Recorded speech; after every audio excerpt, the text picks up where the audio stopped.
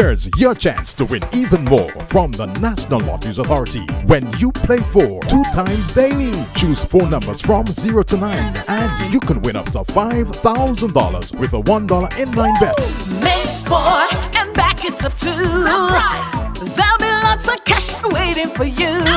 Get your tickets Monday to Saturday for the Play 4 midday draw at 1:50 p.m. and the Play 4 night draw 9 p.m. So easy to play. You'll win even more.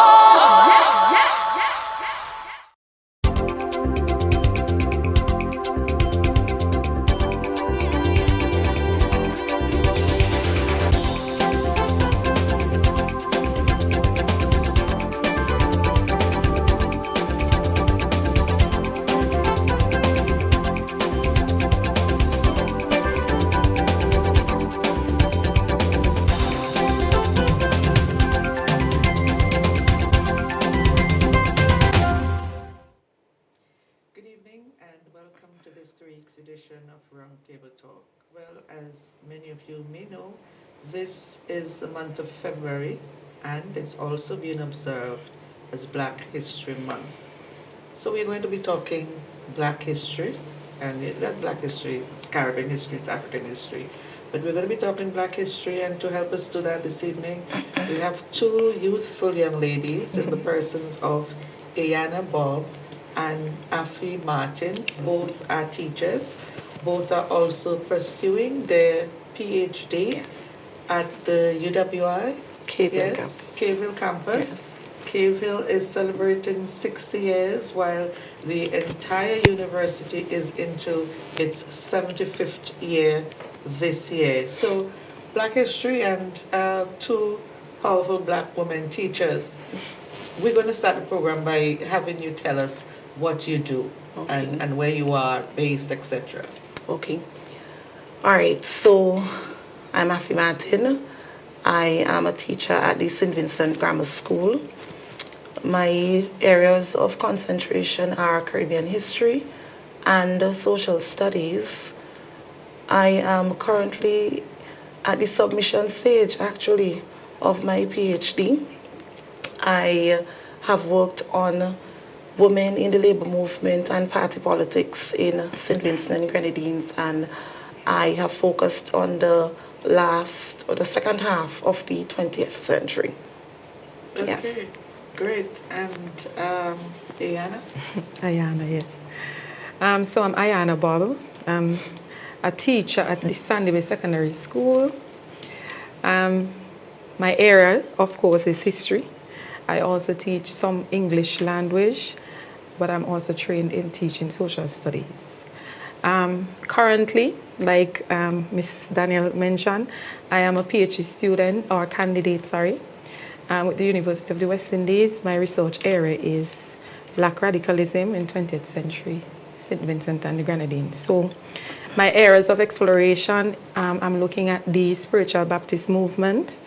I'm also looking at the UNIA movement.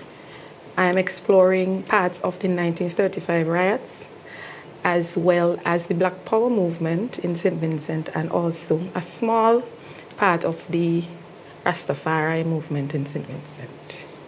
Why did you guys choose these particular areas? To begin with, when I started this journey, there was very, very little available at my disposal. So I recognized right away that there was a gap that needed to be filled. In addition to that, I also recognized the absence of women in some of the studies that I had come across. I noticed that there was a lot of work on the larger Caribbean islands, Trinidad and Tobago, Jamaica, etc.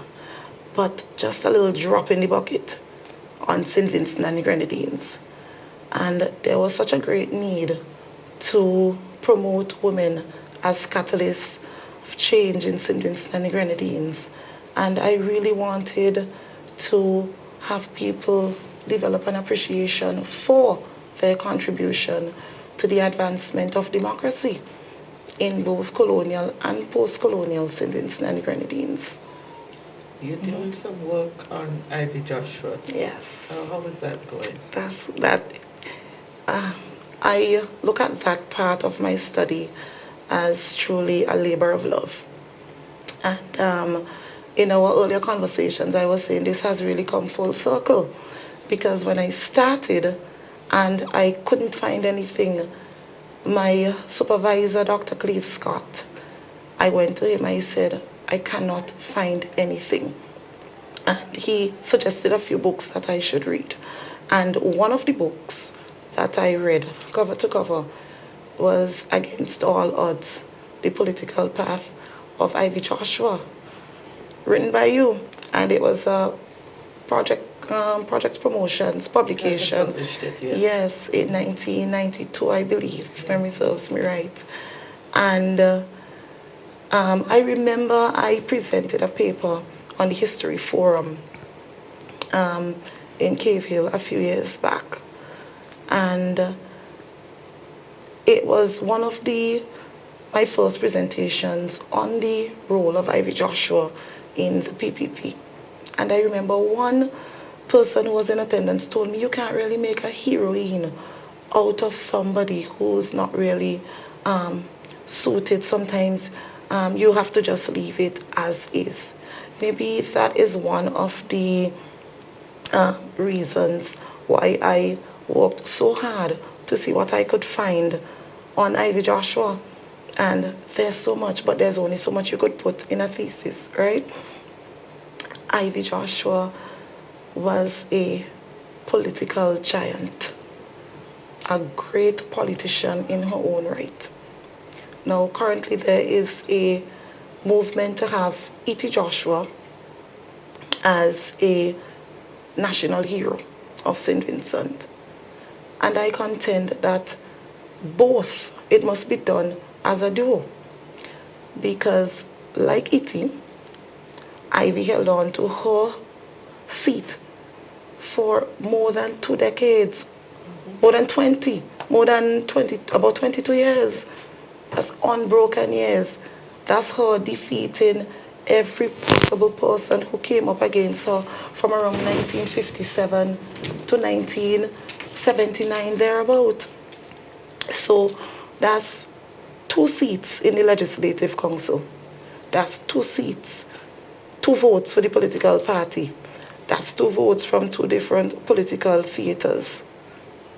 So when some women scholars that I've come across in their writings advocate that Ivy Joshua was merely who she was because her husband, E.T. Joshua, was such a charismatic figure, I propose an alternative view. She was a giant in her own right. She was. Yes. She really was. So therefore, if you are putting forward E.T. Joshua, you must put forward Ivy Joshua, because both of them were lifelong political partners. That's the reason you had them being dubbed Mommy and Papi. They were inseparable. So I have so much more to do where Ivy Joshua is concerned. So much more to write on how much she basically saved the PPP and kept the PPP afloat and made the PPP, or helped to make it, a force to be reckoned with over the years. Yeah. Yes, I remember I enjoyed doing my research thesis on Ivy Joshua, and hope one day I'll be, now that you're involved, probably able to help you or work with you in doing much more where that is concerned. Yes. Your focus, Black radicalism. You're a radical. I am. I'm told that I am. How I became interested, I would piggyback off of Afi's, because she would know that we were housemates. Actually, it just happened like that. We just ended up being housemates at Cave Hill. So the house was full of only historians, yes. like only historians. Yes. Of course, you would hear about her study about Ivy, and then you're forced to talk about these radicals. Yeah. But then she was looking at a woman perspective. But as a child, I grew up in a space where I grew up with my father practicing Rastafarianism, and then within his conversation I would hear Black Power. You know, I'd always hear about Black Power, and then I'd hear Oscar Allen's name would come up in Black Power, and they'd always consider these people. I would hear my mother say these men were scams, and it puzzled me. Not until I got to K-Field now, I became exposed. My supervisor actually, Dr. Warrell. Can't believe I forget the man's name. But yes, I remember he is in Pan-Africanism. So during conversation and during classes, I'd hear about you know, Black Power in Jamaica, the Black Power movement in Trinidad, the Black Power movement in Barbados, but nothing about St. Vincent. And I kept asking, why am I hearing it at home and I'm not seeing it in the literature? You know, I kept searching. I remember there was one specific book, I cannot even remember the name, but I'm seeing this green text, and I read the entire text, and there was nothing about St. Vincent. And I went to my supervisor. At that time, I had gotten the scholarship to do my master's, the Nla Svg scholarship, and then he was like, so you need to come up with you need to come up with a topic and something. And I said, I know what I want to study. I want to study Black Power. I need to write about St. Vincent Black Power. And he laughed. Yeah, and then the rest is history. I started off with Black Power, of course, and then he said, because it's you're going to move from an MPhil to a PhD, so we have to spread the net a bit wider. And then he asked, what else are you interested in? And I said, the spiritual Baptist movement, because I do not understand these people, and these people are being chastised, and all of these things. And then from one thing led to the next, then we went on to I think the last part of the project came in with the 1935 riots. And that came off of the heels of the UNIA. You know, one thing led into the other, and here we are. You know, very interesting. I love my research, but my most favorite chapter, I must say, is the Black Power. It's very exciting. I didn't know I always say I wish I was born in that period, because there were some generals, like they were coarse, you know, and they knew what they were about. We had a reading Vincentian public, which we don't have now, it's sad to say. And they knew what they were about. So it will always be my favorite chapter. I remember when I went to Jamaica to present a paper, one professor came to me and he's like, you sung that, so that's the only thing you're doing. I said, because I love this. Yes, it is as if it's the only thing I'm doing. So yeah, that's how I got to where I am now today. If I can add to that a little bit, because seeing that my focus is on women's history, I had to look at it now from the perspective of women's involvement and contribution too. So there's a whole chapter now that I've written on when Black Power met socialism, and you have to look at women in New Left politics in St. Vincent. So I did so many interviews with so many wonderful women who I probably would not have met otherwise. The Anselma Morgan Rose, Ingrid Omad Williams, Paulina Batiste, Erica Morgan, so many that I came across. And what I recognized is that in St. Vincent, there was not a violent response to Black Power. You know what? Hold on. We'll Okay. take our first break. When we come back, Okay. we'll segue right back Okay. into that topic. All right.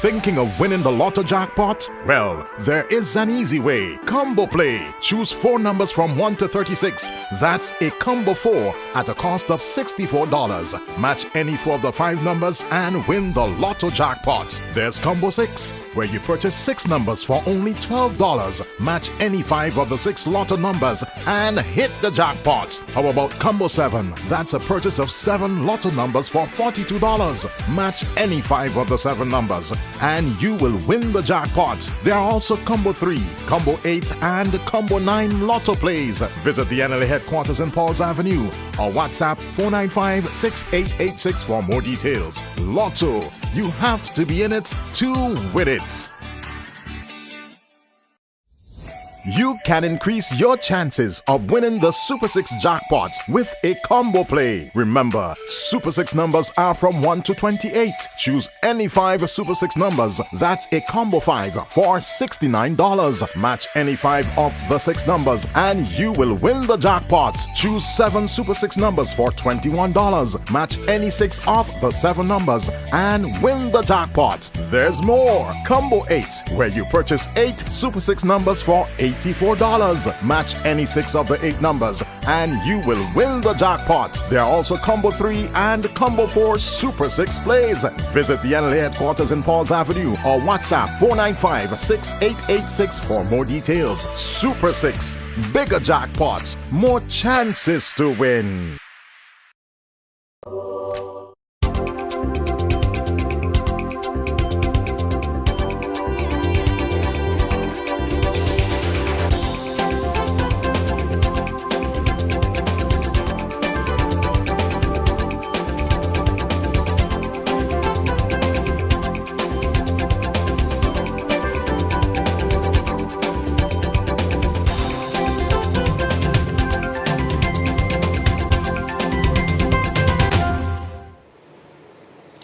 Welcome back. When we took our first break, you were making an important point, and I wanted to give it a time to develop. Speak on in it. particular. Okay. I was saying that at the height of the Black Power movement in St. Vincent, what I recognized is that we did not have a violent response to the Black Power movement. What we had was more of a cultural response to it. There were incidents of violence, yes, in terms of the ways in which the authorities dealt with Black Power actors. But there was more of a cultural response. For instance, there were Black Power groupings such as Black, OPCA, etc.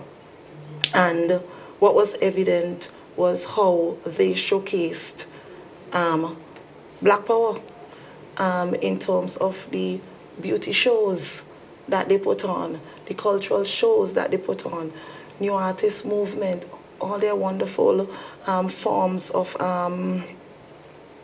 the ways in which they depicted culture in St. Vincent, and the role in particular that women played in these organizations. Because on the political platform, yes, a space was provided or created for women, but what you recognized in all these groupings and organizations, men were at the helm of the leadership.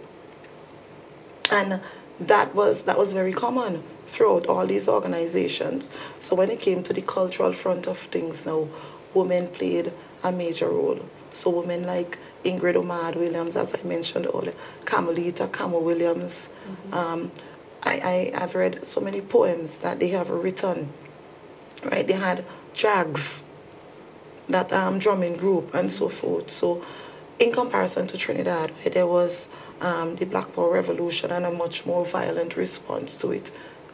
Now, my name Jamaica. and my siblings' names are from that period. If you are a child born in the 1980s whose parents have been influenced by the Black Power movement, you get an African name. So my name is Afi Eyana Nataki. My brother's name is Osei Kashaka Konata.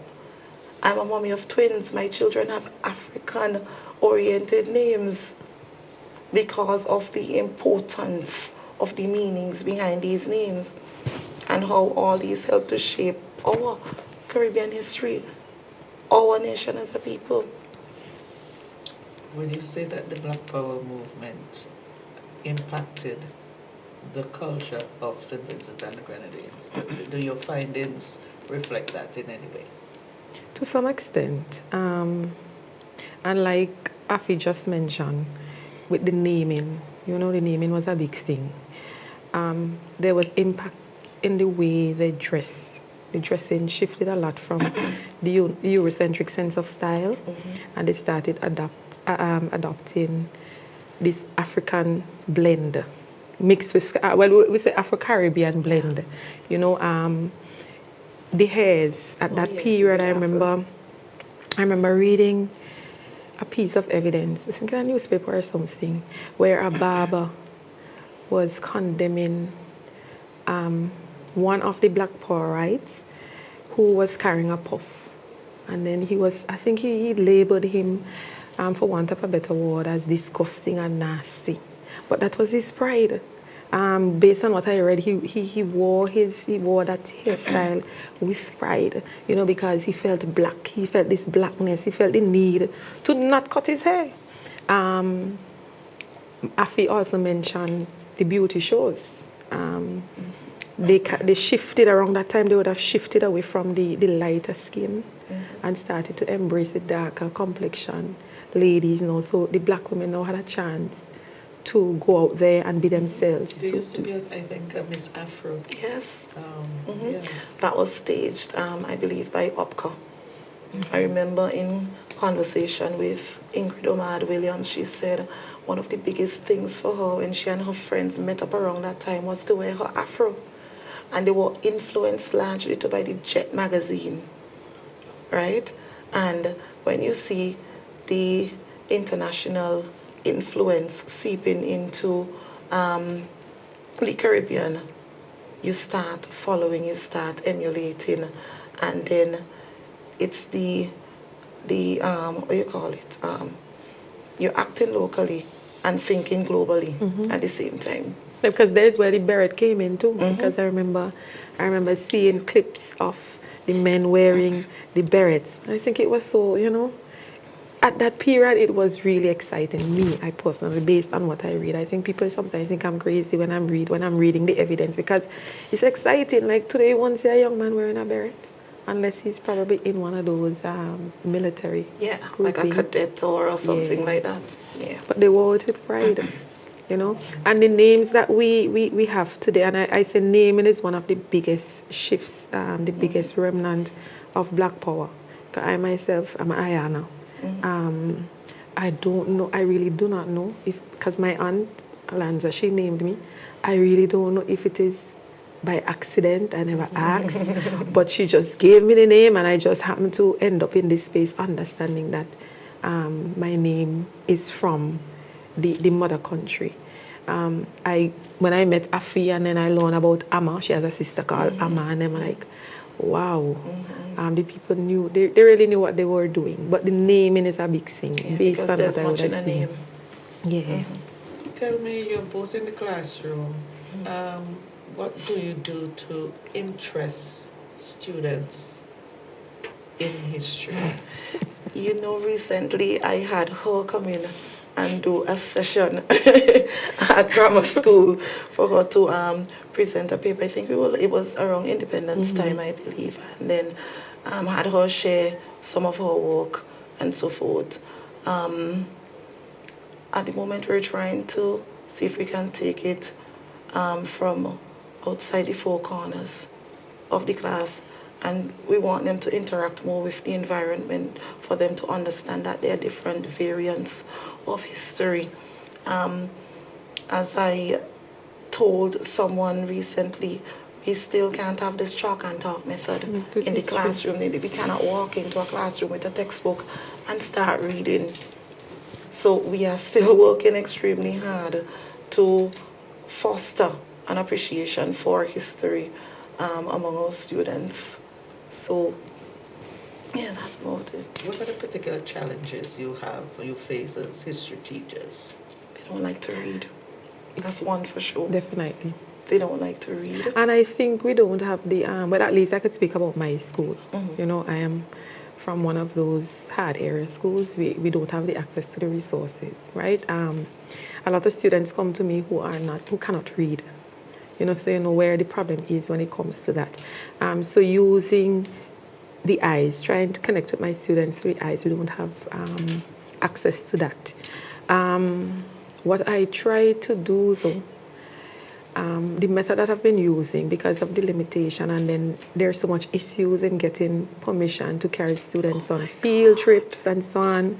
I tend to have conversation with my students.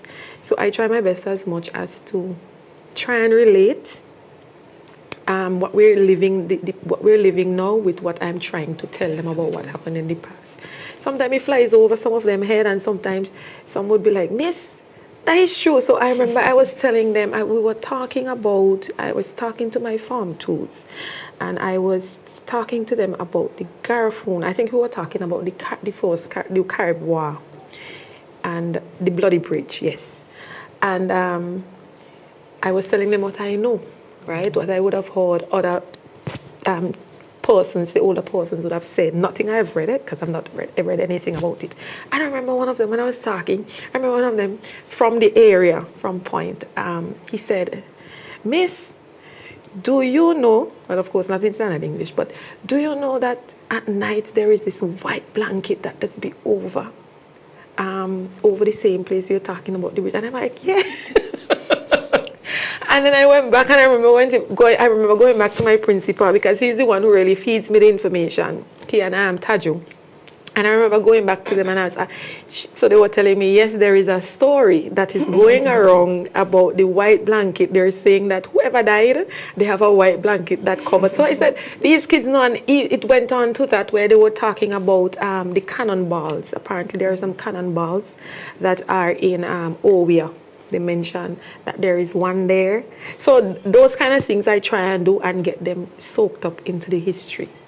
Yeah, the cannonballs, that was new to me. I didn't know that they had cannons up there, but I guess because of the war, remember the cannons were facing inwards. So those cannons were coming in on the Caribs. So those are the things I try and see. And then I would take them down to Black Point. I remember this week, I took my Form 5s down to Black Point, and we did the whole walk, moving sugar from where we were at and taking them down to, and they were like, Miss, I would have just killed myself, because I was not going to carry those hogheads on my back to walk through here. Yeah, so all of those things I try and know and see how I can get them, soak them in history. Both of us agree to that. We would like the opportunity to take them overseas, to show them how things are married and connected to each other, because it is important to make certain links. And as she said, it is a tough conversation to have. Sometimes it's as if you're like in a bottleneck. You really can't move, you can't go backward and forward. We've been talking about it for time at the St. Vincent Grammar School.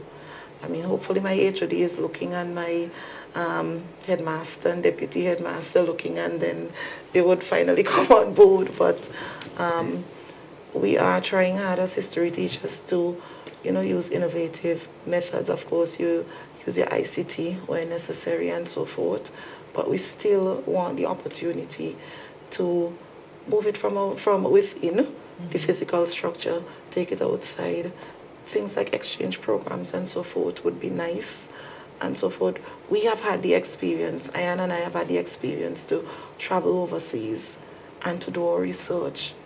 And the exposure is so great, and it would be wonderful if our students could have some of that as well.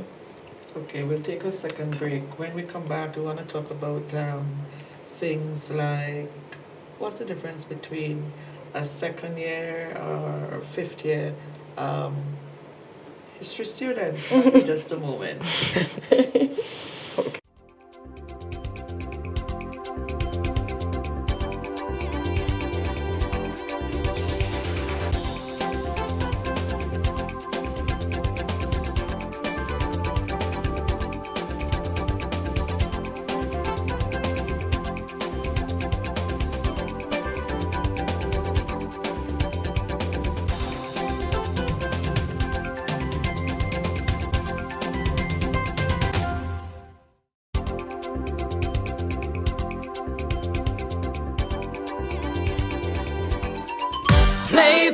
Here's your chance to win even more from the National Lotteries Authority when you play for 2 times daily. Choose 4 numbers from 0 to 9 and you can win up to $5,000 with a $1 inline bet.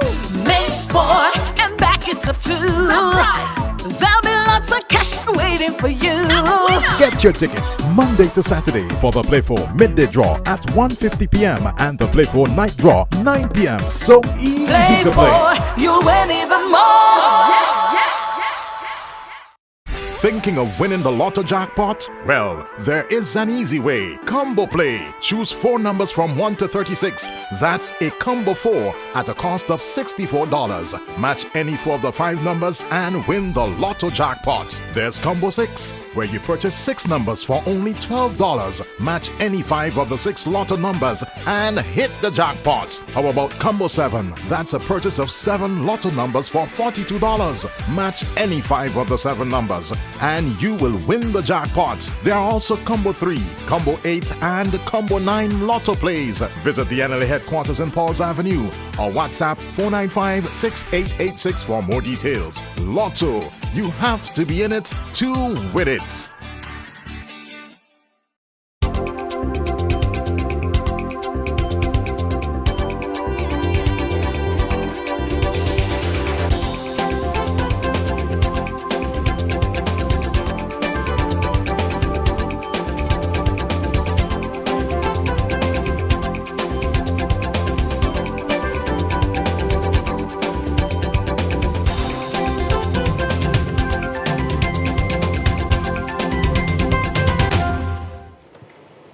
Welcome back. I see your supervisor is commenting. Excellent going from our new generation of historians who are themselves making history.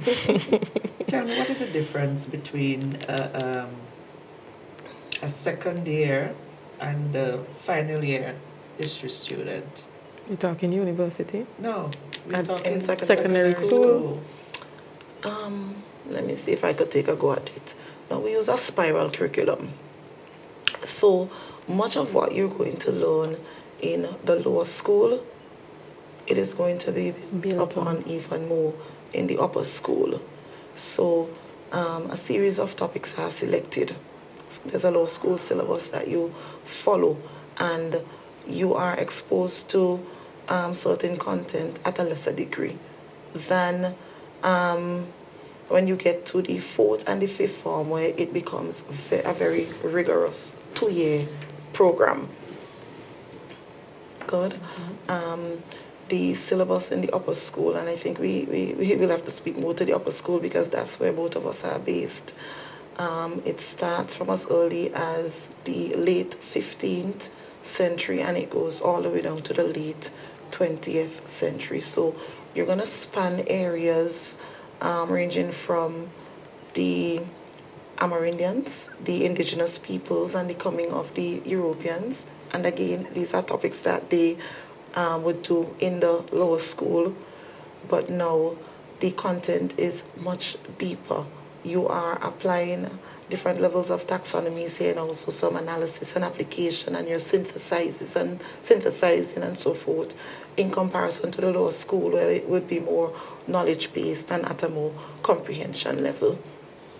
What percentage is Black history at that level? Well, as you said, Black history forms part and parcel of Caribbean history. So, you see, from the point of the Caribbean forced, slavery. yes, the forced migration of enslaved blacks to the Caribbean, that would look at the Caribbean economy and slavery from that point onwards.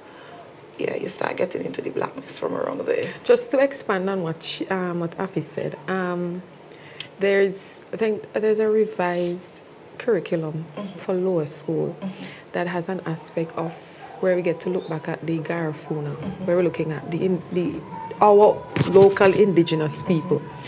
And I remember one year, I think it was last, I was teaching my Form 2s about their ancestors, the Garifuna people, of course.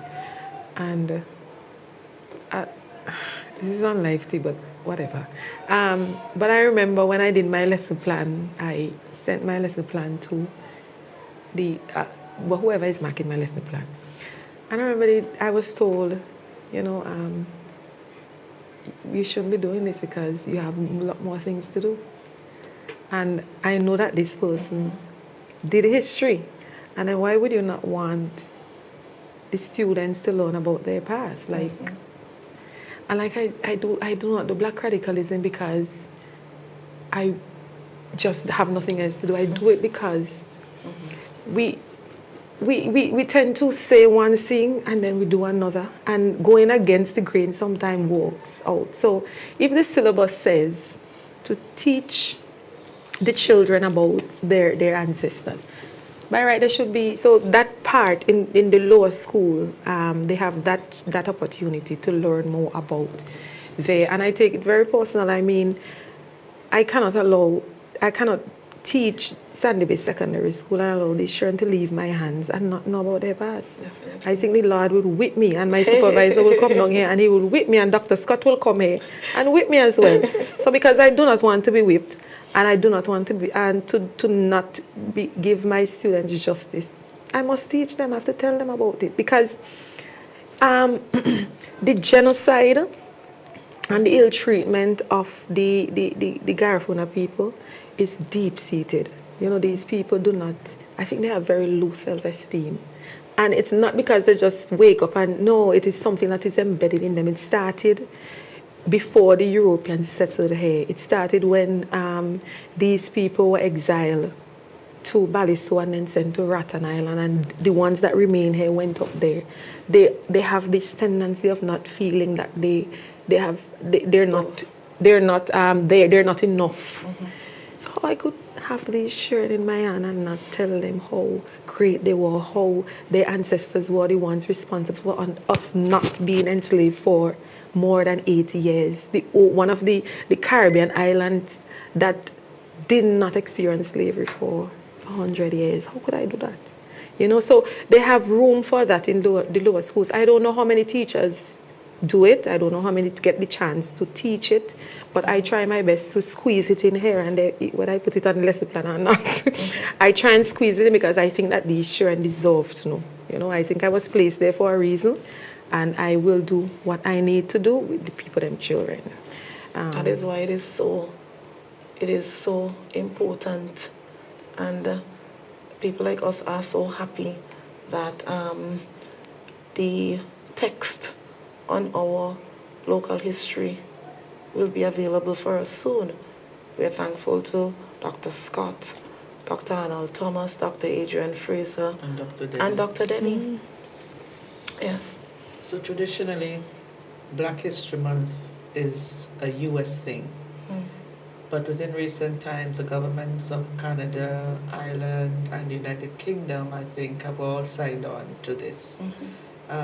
How important do you think this whole concept of Black History observation, a Black History Month, how important is that? And talk to me in a Vincentian context. I will say this. We are from a race, from a people that has been muzzled. We are from a people who have struggled to maintain and to retain our identities. And I believe that every attempt and any attempt that is made to create a space so that we could recognize our people, recognize our achievements and accomplishments, recognize our inventions, it has to be done. Because when you fall in the minority, you do not have the same platform. It is not level. And in my view, it is important that a space be created, whether it is a month, whether it is a day, so that it keeps the conversation going, it keeps the conversation happening long after the month has passed. So we have a responsibility to ensure that even after February is finished, that the conversation continues. As you say that, I have there's a question. Why is Black History Month important while we have March as National Heroes and Heritage Month? Well, February being marked as Black History Month, I think the focus more is on I think it's because it's a connection with the United States and so on. I think it's more where we would more be looking at the UPCAs, we're looking at the blacks, we're looking at the YSGs. Those are some movements that we had inside, looking back, peeping back and seeing where we have come from to where we are. Not that I want to be prejudicial or discriminate or anything, but it's more like an Afrocentric kind of thing, more. But then when we move over to March 14th, I think there is a more of an alliance with the Garifuna. We have a pull of the Garifuna in, because of course our first national and only national hero right now is Joseph Chatouet. Yeah, so there is where now this more for us, February 14th for us is bigger, because we now have not just the Kalinagos, but there is now a mixture of the Kalinagos, the Garifuna, and when we talk about Garifuna, we're also talking about the African part of it, blend with the Kalinagos. So for me, I tend to celebrate February 14th not February 14th, March 14th on a bigger scale than I would on the February. While both are important, I think the March 14 more resides with us locally, because it fuses every race, almost every race that we have here. Well, at least that is from where I sit. I comprehend. Yeah. Okay. Afi, how have the conditions of women changed since 1951?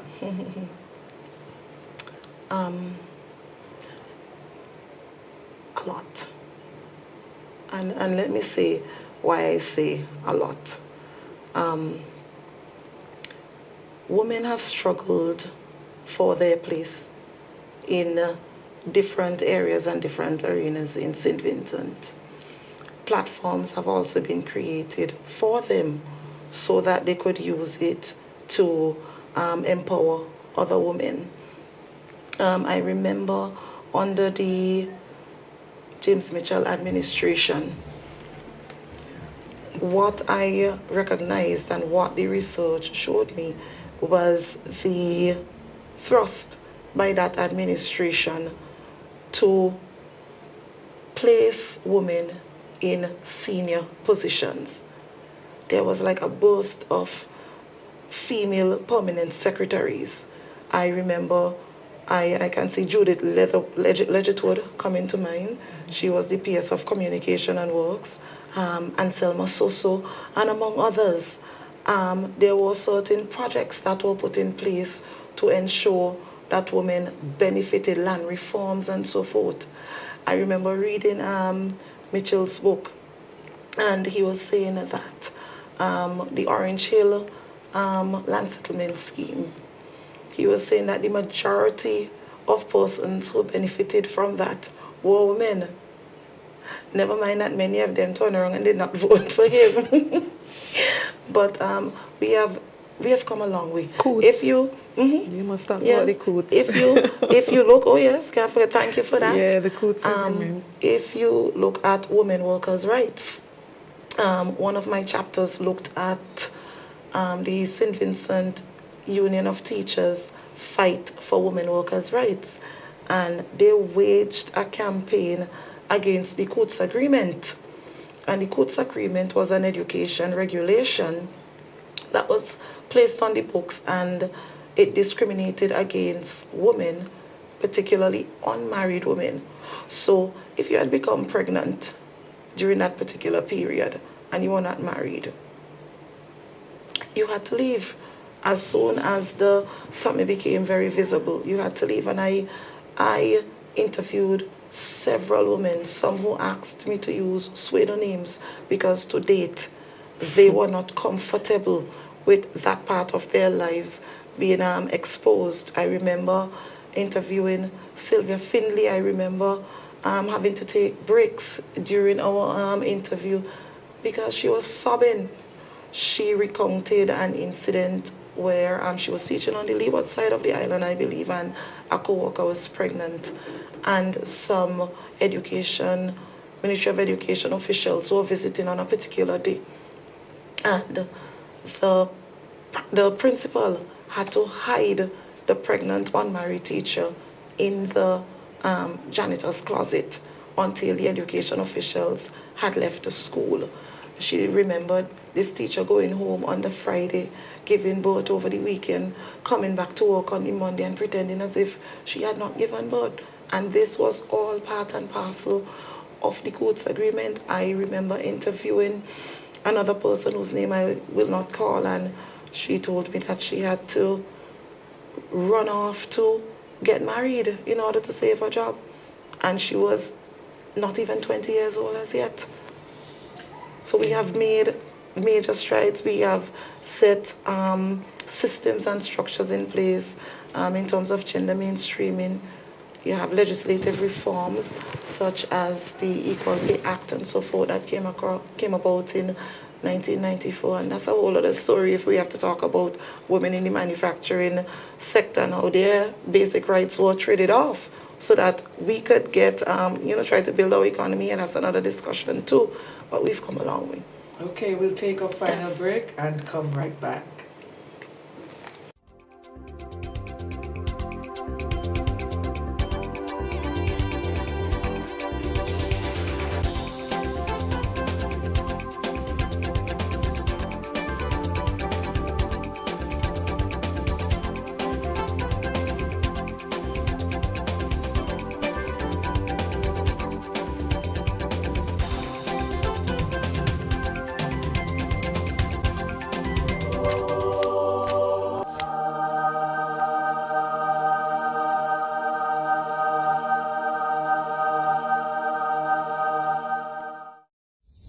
You can increase your chances of winning the Super 6 jackpot with a combo play. Remember, Super 6 numbers are from 1 to 28. Choose any 5 Super 6 numbers. That's a combo 5 for $69. Match any 5 of the 6 numbers and you will win the jackpot. Choose 7 Super 6 numbers for $21. Match any 6 of the 7 numbers and win the jackpot. There's more. Combo 8, where you purchase 8 Super 6 numbers for $84.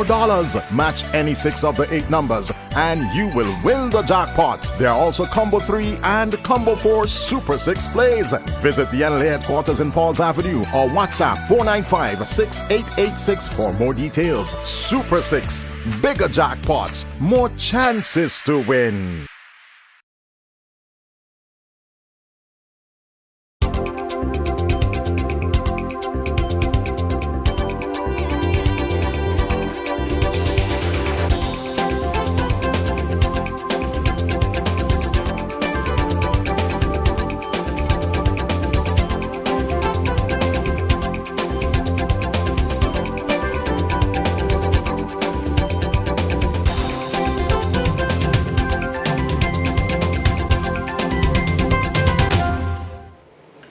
Welcome back.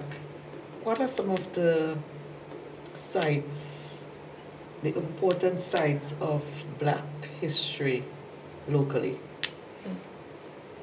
And we're talking about land sites, land. Yeah, so for one, I'd always talk about the Black Point Tunnel, where we have the sugar story or sugar revolution story here. So give us a little history of about it. Yes.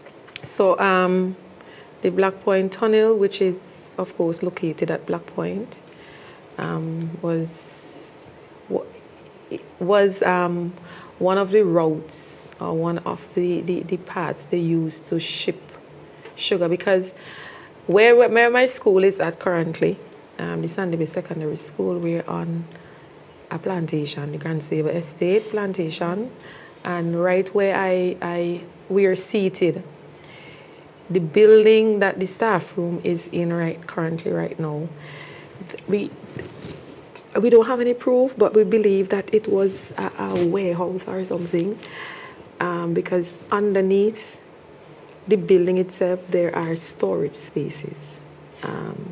So they have put some doors in, but we know before that's the place that used to be Flamingo. Remember the dance place, Flamingo, yeah. So I remember when the builders were renovating this space, I remember one of them told me that there are some spaces in there that they used to store sugar and so on. If we go to the back, when we go to the back of the school, there is, what do you call it, a mill? You just got the thing that Yeah. spins, yes. A mill. There's a mill. And I remember a researcher came from America. She was researching sugar factories in the Eastern Caribbean, and she came to St. because we are one of the spaces in the Caribbean that use a mill that use water. Because Barbados use wind, a lot of those other plantations throughout the Caribbean use wind, but we're one of the few that use water. So just above the road, there is like a reservoir or something that channel the water down, that push the mill, spin it so that they could squeeze the juice of the sugar out, and that would run down to something. But I know that we're seeing like 8 big pots where they would have, of course, put the what do you call it again? That's like a boiling room. Yeah, that was the boiling room. So we're seeing 8 different stations where they would have put the coppers on, and then they boil. So I know that I don't know why they have not preserved the space and make it into a historical site, but everything is still there. It's just that it's covered with bush currently. But when they just started to work on the school, that's when we saw a lot of the different features of that. And then moving from there, you move down to the tunnel, of course, that where the hands of the what do we call it? The Africans dug that thing out so that they can move the sugar through the tunnel so that they can move them on the ship that would come and be on Byron Bay there. So that for one, I know. Also, will you play something name? Fort Charlotte. Fort Charlotte. Definitely Yeah. Fort Charlotte. Black history in terms of, I knew this, I got to know this when I was bigger. When there was a child and I didn't know, I know the cannons were facing inwards. I just thought that's just how cannons were. It's not until I got older and I started doing history and I realized why the cannons were turned inwards. That was very significant. It shows the strength of Vincent Johns. It shows how resilient we are as a people. And that we are one of the few Caribbean islands that had the cannons, even not the only, that had the cannons facing towards us. And there's also the petroglyphs in Layu. More of the Garifuna side of history, but of course, it's our local history. We call all of us blacks. And you have some in Barley as well? Yeah, I think we have some in Barley as well. And I think at Montwin, I remember going on a tour, and there's this rock at the back of, in the beach higher up. We went there and we saw some being there as well. I would also, I don't know who's out there listening, but I think they should also explore those cannons that my students are telling me about. Up at OWI, I never got the chance to go to see, but they're saying that there are some huge balls there. They look like they're cannon balls. And I believe my students, I just have not gotten the chance to go there. So I don't know if anybody can do those explorations. But any other side to be aware that they've been there all these years and nothing has been done. Yeah. To both of you, your methods and your focus are on traditional. Let's talk about the idea of history from below. Go ahead. Okay, for instance, in my work, I have used literary devices, I've used music. So I've quoted from a lot of calypsonians and so forth. I remember one time when I presented a paper again on the History Forum, I brought a recording from my then principal, Mrs. Beverly Ann Williams Jacobs, and she did a song for me. It was a song where they taunted Ivy Joshua on her being illiterate, and she sang it for me, and I didn't even make much of it at that time when she did. And I sang it for Dr. Scott, and he said, "Girl, you're crazy. You're sitting on a gold mine there. You have to ask her to sing it again, and you need to record it, even if you record it with your phone." Right? And yes, and the oral history method, because that is you getting rich, deep insight into their experiences, into their being, into their doing. So the use of music, the use of poetry, you're getting it from the ground up. And those are some of the ways in which we are teaching history from below. When we invite guest speakers to come in and share their experience, share their work, share how they have contributed to the development of their space, that is so much better than the top man or the great man approach. And I think that as young historians, well, young to the field of academics and so forth, those are some of the methods that we have been utilizing more so in our spaces. Well, in my area, because there's not much written on Black Power and the spiritual Baptists and so on, I tend to force too. And I always believe in the grassroots approach, because the top down is just the top down. That's just how they see it. But how do my people see it? They have a say too. You know, I grew up in a system, going to school in a history system where I'm always hearing about Columbus from one end, that Columbus was a good man. But I don't teach my children that Columbus is a good man. I tell them that Columbus was a scamp. Columbus was a scamp. I tend to my study, so when I would speak specific about the Black Power, because we still have Black Power rights still about. So when I started, I dived right into speaking to the Renwick Roses, speaking to the Parnell Campbells and the Arnhem Eustas and so on, because they're coming from the belly of the movement. They're coming from the bottom. So yeah, you may read about the Black Power movement from America and how it came here, what happened in Jamaica, and how it came here. But what did Vincent have to say on that? What is it? What is it? All in is not alive. All in is not alive. But our sister is alive. She may have known or so. And what was All in stance on it? What was Oscar Allen's stance on it? You know, and that's where we get a clearer picture. At least from my end, I get a clearer picture as to. And I personally believe that the story becomes richer. Yes. Because most times the top-down approach tend to just write from the evidence, what they see. So if it is 40 people who are in the movement, they'll just write that 40 people who are in the movement and leave it at that. But then was it really 40 people? What about the people that are on the sidelines so they didn't check? Or the ones who are misbehaving, you know? What about that part of the narrative? So, yeah, the grassroots. An important part, sorry. No problem. Sorry not to cut you off. An important thing that we have to add to that too is the background of those who are writing it. So for instance, if you're coming from the working class, your outlook on the same issue is very different to the elite who's writing on that particular issue. So for instance, my work, it sits in the realms of race and class, and it veers off into gender at times, and then it comes back, because you have several groups of people looking at the same thing. You're going to get a different outcome. You're going to see it differently. Your socioeconomic background is going to tint the way you look at certain things. You from the elite, you're going to see it completely different than me from the working class.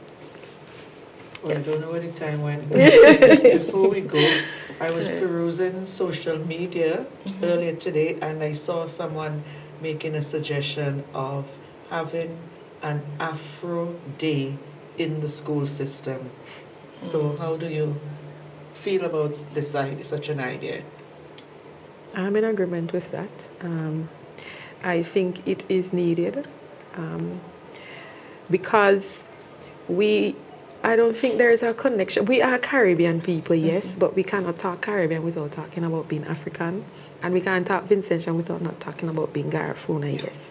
So understanding where we are from, understanding why we are here, and what is there for us is quite important. So that An Afro Day Day would be a big thing. We get to express ourselves. We'll be okay with understanding that our skin is dark and it's sexy. You know, it's okay. Beautiful. You know, we don't need to bleach and everybody needs to look the same. You know, I personally think that I will welcome. Trust me, I will welcome an idea like that. I can welcome it.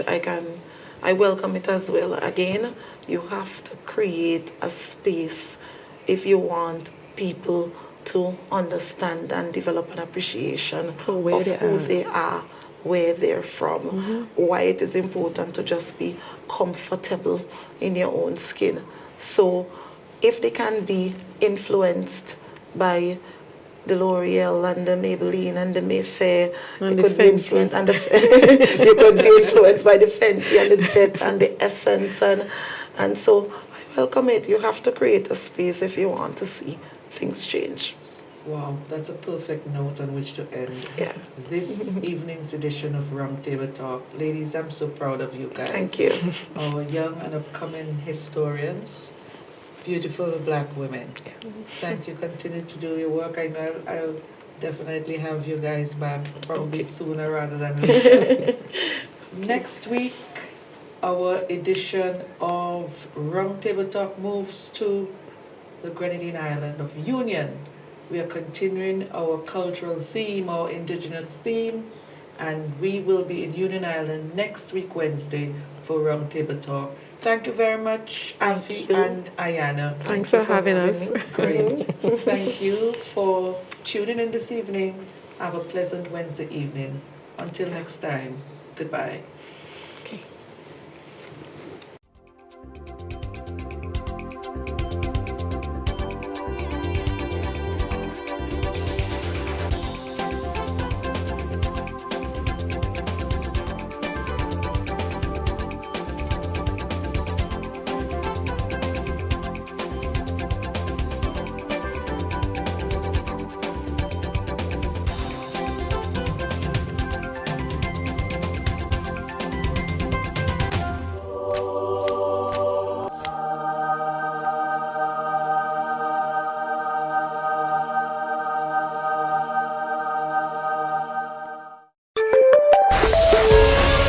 The National Lotteries Authority introduces the Lotto app for all Android and iPhones.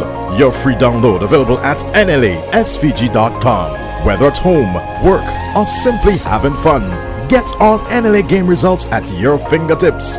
View all draws of the National Lotteries Authority on your handset or tablet with the user-friendly Lotto app. Download today at NlaSVG.com. The Lotto app.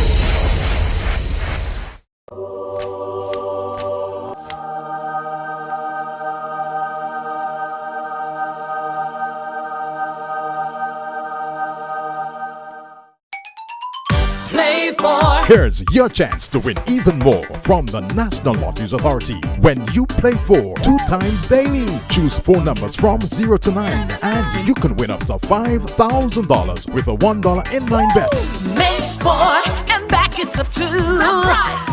There'll be lots of cash waiting for you. Get your tickets Monday to Saturday for the Play 4 midday draw at 1:50 p.m. and the Play 4 night draw 9 p.m. So easy Play to play. for, you'll win even more. Thinking of winning the Lotto jackpot? Well, there is an easy way. Combo Play. Choose 4 numbers from 1 to 36. That's a combo 4 at a cost of $64. Match any 4 of the 5 numbers and win the Lotto jackpot. There's Combo 6, where you purchase 6 numbers for only $12. Match any 5 of the 6 Lotto numbers and hit the jackpot. How about Combo 7? That's a purchase of 7 Lotto numbers for $42. Match any 5 of the 7 numbers and you will win the jackpot. There are also Combo 3, Combo 8, and Combo 9 Lotto plays. Visit the NLA headquarters in Pauls Avenue or WhatsApp 495-6886 for more details. Lotto, you have